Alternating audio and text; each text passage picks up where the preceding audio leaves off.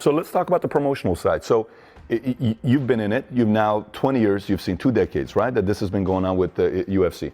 Who would you say are the biggest talkers that UFC has ever had? To be honest, Conor, like, you want to talk about backing up and not backing up, okay? Conor, and I've gotten a lot of for saying this from his fans. Like, I don't like that kind of talking. I don't like that kind of thing. That's not my style. A gust of wind and he does the chicken dance, you know what I mean? As you can tell by looking at this fine physique, that I'm a freak of nature, you know what I mean? I'm a specimen of human movement, so who the I look at him as a novice. He throws an overhand right, he looks at the floor, closes his eyes and hopes for the best. This is day one beginner stuff where I come from. You're making bets with that $500,000 I gave you? 48,000 you went from. You went from 48,000 to $500,000. Thank me and be grateful.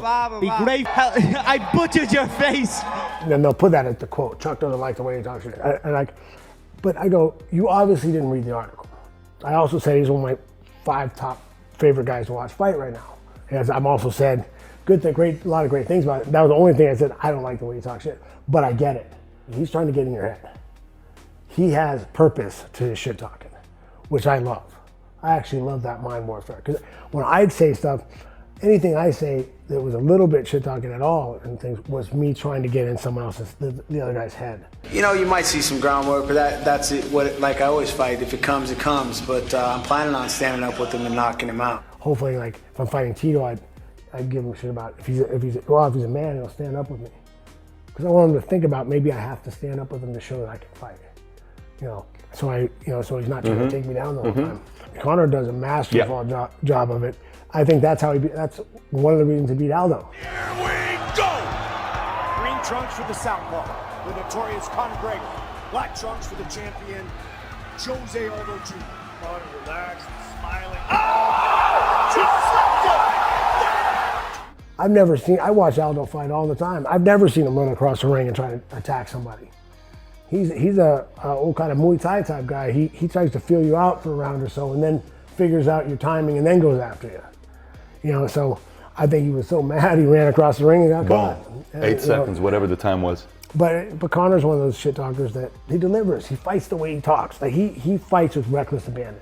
Would you say Tito delivers or not? Tito did a really good job of delivering when he was fighting guys delivering in impressive fashion when he was fighting guys that were lower than him, that weren't quite his level.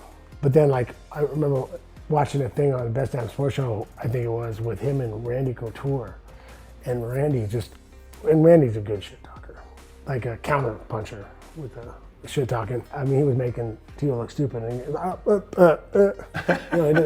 got off track. You'd put him as one of the best. Couture?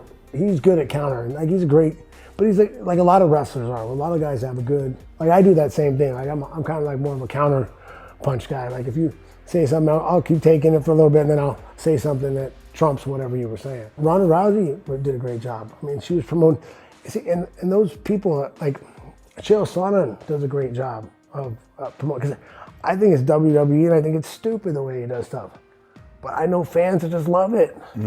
Not the hardcore fans, the other fans, the guys that occasionally watch, that they touch. And that's what makes those guys so much bigger. Pulling an audience that you don't already have. They pull in people that don't always watch them. Got it.